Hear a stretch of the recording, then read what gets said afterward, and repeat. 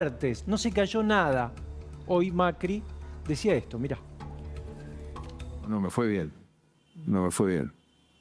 Y me lo he planteado muchas veces. Pero mi analista me dice que no, que yo no tenía la culpa. Las dos personas que terminaron disputando una candidatura priorizaron su proyecto de poder al proyecto de transformación de la Argentina, y eso la gente lo percibió. No hay que cejar, no es fácil, ¿no? No es fácil. Lamentablemente, en la historia del mundo se ha dado pocas veces que esos procesos han sido exitosos. Muy interesante. Es que acá nos metemos en un terreno que es imposible de contarlo si no abordamos la crisis del bipartidismo argentino, Claro. que termina en un bicoalicionismo, que para decirlo claro, llegaron dos coaliciones al poder recientemente, la que fue Cambiemos, con Macri, luego la que la presidencia de Alberto Fernández llevó con el trío de Cristina Fernández, Sergio Massa y Alberto Fernández, y las dos coaliciones tuvieron un problema. Pudieron ganar como coaliciones, pero luego no pudieron gobernar por distintos motivos, ¿no? Macri, cuando sigue su plan, empieza a tener oposición dentro de su propia coalición, y Alberto Fernández, de entrada, gobernaba más Cristina que él. Ahora, dicho esto, en ese contexto es muy difícil pensar en una idea de sucesión, y más con un emergente outsider como Milei. Claro. Pues Porque eso rompió esa lógica.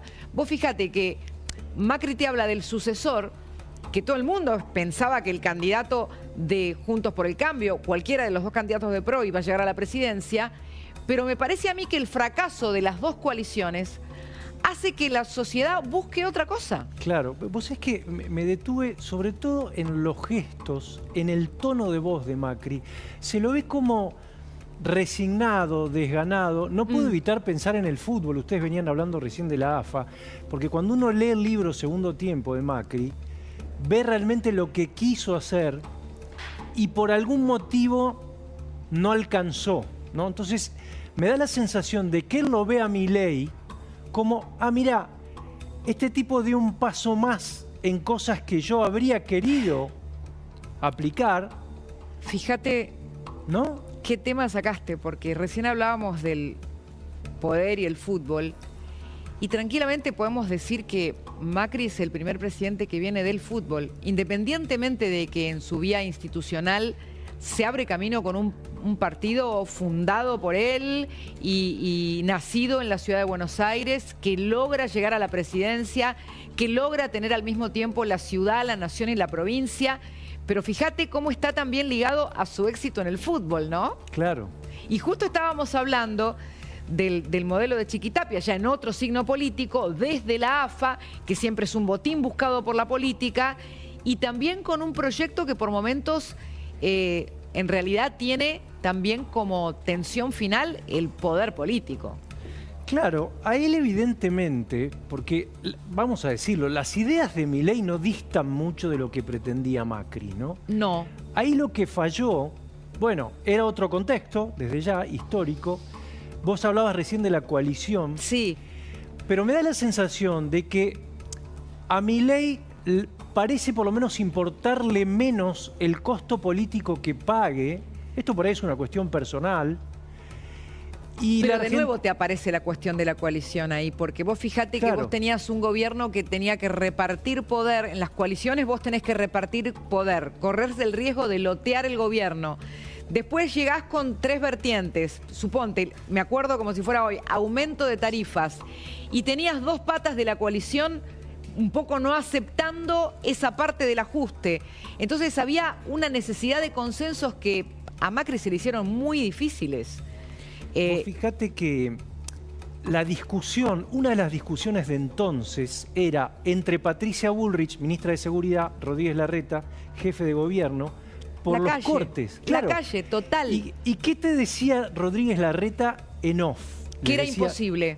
Exactamente. Que era imposible controlar, no sé, los acampes de los piqueteros. ¿Pero por qué? Porque corrían riesgo de haber una víctima fatal y que entonces preferible era no hacer nada. Bueno, y él decía, el porteño que te pide que despejes la calle va a ser el primero que después se queje y te diga, te Que tenés sos que un ir. represor. Exactamente. Si tenés ¿Sí? algo grave, un muerto, por ejemplo. Bueno, creo que lo que también... Mirá, hay algo que va a ser tema de estudio, ¿no? Pero en un punto, Milei te dice que él dejó lo políticamente correcto para decir verdades incómodas. A ver, saca del freezer o del tabú la palabra ajuste, divulga el tema del equilibrio fiscal, del orden, del cumplimiento de la ley, y hoy son los sostenes que tiene con su electorado. Bueno, por eso quiero ¿No? volver al principio. Esto en algún punto requería de una dosis de arrojo inherente a todo político, que por ahí Milei la tiene y otros no, evidentemente. Está bien que es un momento histórico, ¿no? ¿Qué es lo que dice Milei respecto del pasado? Porque es obvio que él aprendió mucho del gobierno de Macri, de la experiencia. Él dice, no me van a psicopatear, es Claro. la palabra que usa, no me van a psicopatear corriéndome por izquierda con estas cosas. ¿Y sabés qué más? El timing. Porque vos fijate que el ajuste de shock que hace Milei, con una determinación que a cualquier político tradicional le hubiera dado terror, porque obviamente tiene una consecuencia en lo social, ¿no? Y la otra cuestión, me parece a mí, en ese timing la vamos a ver ahora. Hoy me decía un gobernador, y coincidía una fuente de la Casa Rosada muy importante, que se abre una ventana de 8 o 10 meses sin conflicto político porque no hay elecciones, para poder hacer reformas y lograr crecimiento. La frase de Milei fue el otro día, lograr crecimiento lo más posible y lo más rápido posible. Vamos a ver el acelerador ahora, va a ser Milei a lo Colapinto, acelerando para tratar de sacar esas reformas, porque aunque parezca mucho, Fran, 8 meses o 10 meses no es nada. No, no es nada. Y en el componente de estas reformas, que todas, si vos las mirás desde el punto de vista político, todas tienen algún costo, algún riesgo, seguramente podés cuestionarlas. Ahora insisto en esto de avanzar pese a todo, porque evidentemente esto es, por lo menos, el tema de nuestro tiempo, diría Ortega, ¿no? Decir, bueno, despojémonos de los lugares comunes, de la política, cosas que nos han hecho en algún punto también paralizar. Vos hoy hablás, yo te decía la semana pasada, Pérsico hoy te dice que tenés que hacer una reforma laboral. O por lo menos dice, no se fijen tanto en los costos porque son cada vez menos los trabajadores formales. Bueno, el Instituto Patria te dice... Eso es batalla cultural pura. Bueno. Y me parece que lo que ambiciona Milei hoy con respecto a la reforma laboral es más que un set de normas que modernicen.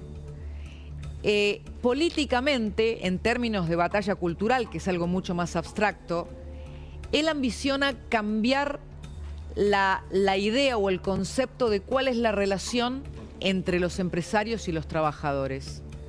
Cambiarla de un modelo que es muy arraigado, que es el modelo peronista o corporativista. Entonces, creo que lo que vamos a ver de acá en adelante, y te diría yendo al discurso de Davos, porque Milei va a Davos, Claro. vuelve a Davos. Él decía, no puedo creer que me vuelvan a invitar a Davos, lo vuelven a invitar a Davos, va a Davos, y me parece que mucho de esto que se está perfilando para este tercer año de su gobierno va a estar en ese discurso que también va a dejar bastantes discusiones. Qué bueno que traes Davos a colación, porque yo justamente te iba a hablar de una herramienta que a Milei le va a servir, que es muy polémica, A ver. que es la incorrección política. Bueno. ¿Por qué? Milei, al haber sido tan incorrecto, ha dicho cosas que ni vos ni yo compartimos, que incluso escandalizan. Ahora, él de algún modo sacó la capacidad de sorpresa de la dirigencia, del establishment político y económico, y hoy es muy difícil correrlo por izquierda, y eso desnaturaliza el discurso de la oposición. Tuvimos hasta las elecciones, que vino la corrida, vinieron un montón de cosas, que es otro tema, al peronismo no sabiendo por dónde entrarle al gobierno, porque por dónde le vas a entrar a un gobierno que se jacta de un ajuste, cuando toda tu vida, tu tradición era no al ajuste, patria sí, colonia no, todas esas consignas que viene una persona de algún modo a romper. Es que hay algo que excede a mi ley, Fran. Hay algo que excede a mi ley. Y yo mostraría, no sé, el aparatito, el celular, que todo el mundo tiene un celular. Hay un mundo que por sí solo, con el avance tecnológico, arrasa con muchos de los modelos del status quo que parecían totalmente inamovibles, porque cambia las cosas de hecho. Y hay un punto donde Milei, desde su rupturismo, lo interpreta, pero que es una ola incluso más grande que él. Y eso, y lo dijo Cristina en uno de sus discursos antes de ir presa, nosotros no supimos entender este aparatito, dijo. Este aparatito son los Rappi, son las aplicaciones para lo que se te antoje para comerciar de manera distinta, son los unicornios. Entonces hay un mundo que ya interpelaba al status quo, ¿me entendés? Entonces eso es lo que de alguna manera fue la ola en la que supo pararse Milei, como vos decís, para hacer de su tiempo.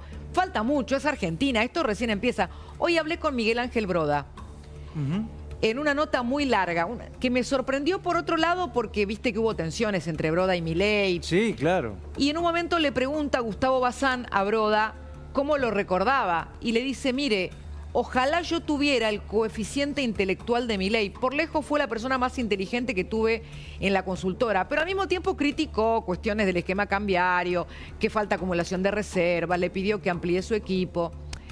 Pero también dejó esto en la mesa, ¿no?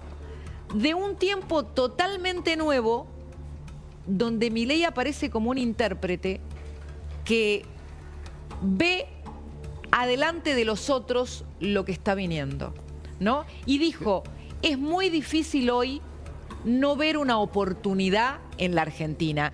Es la segunda vez que la veo en mi vida. La primera fue con Menem. No supieron hacerlo. Es la segunda vez que la veo en mi vida a esta oportunidad. Pero, escucha esto, estas reformas que vienen, si las logran, son el primer escalón de una escalera muy larga. Bueno, es que cuando vos hablas de teléfono, estás hablando de inmediatez y estás hablando de cómo se lo va a juzgar a Milei. Es por resultados, por eficacia. Acá se terminó la ideología, incluso gente que no coincide con él. Si Milei logra, hay vaca sagrada hacer la política argentina. La reforma laboral es una. Es una. Recordemos las 14 toneladas de piedras, y vuelvo a Macri, por la reforma previsional.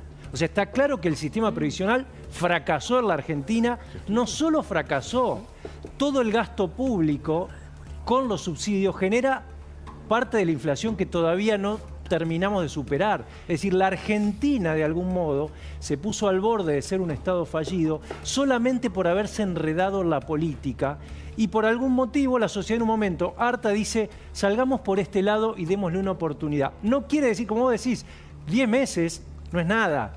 Y te sumo, vos dijiste recién Estado fallido, te sumo los Estados Unidos, que en el riesgo de que Argentina fuera otro Estado fallido, dijeron, mejor aprovechamos un aliado y los ayudamos para evitar tener otro Estado fallido en Latinoamérica. Creo que son dos las palancas que tiene hoy el gobierno. Una es la elección. Claro. Porque ahí testeó la voluntad de cambio de rumbo. Si vos no tenés una sociedad que acompañe tu rumbo, difícilmente podés hacerlo. Porque eso es un ordenador político. O sea, los mismos jugadores que estaban votando con 2/3 contra el gobierno, se ordenaron por la elección. Y el otro punto, la segunda ancla, esto lo dijo Milei el otro día, la segunda ancla son los Estados Unidos y la alianza que le ofrecen a la Argentina como principal socio en la región. Cristina, estoy abusando, ya me pasé, no sé, me pasé varios minutos, pero Un muy placer. interesante tener en cuenta esto, porque no siempre se reflexiona sobre esto, y me parece que dimos en el clavo. Te mando un beso grande, gran fin de semana. Te vas Un a cocinar, placer. me imagino, ¿no? Algo bueno.